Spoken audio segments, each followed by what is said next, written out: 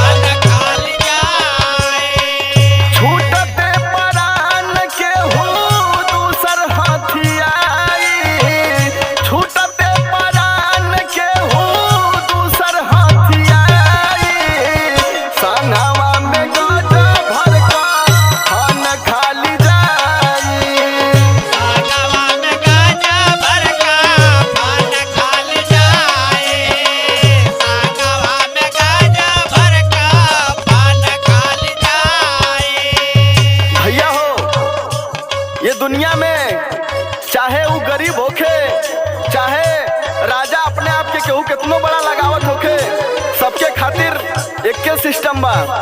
टाटा बिरला हो चाहे चाहे अंबानी, टाटा बिरला हो चाहे हो अंबानी, टाटा बिरला हो चाहे हो अंबानी। अनहरी लकड़िया ना राजा रंग जानी, अनहरी लकड़िया ना राजा रंग जाए, अनहरी लकड़िया ना राजा रंग जाए। टाटा बिरला हो चाहे चाहे अंबानी, अनहरी लकड़िया ना राजा रंग जानी। उनहु के डोम हाथे अगिया दियाई, उनहु के डोम हाथे अगिया दियाई। संगवा में गज भर का खान खाली जाई, सागवा में गाजा भर का पान खाली जाए, सागवा में गाजा भर का पान खाली जाए, सागवा में गाजा भर का पान खाली जाए।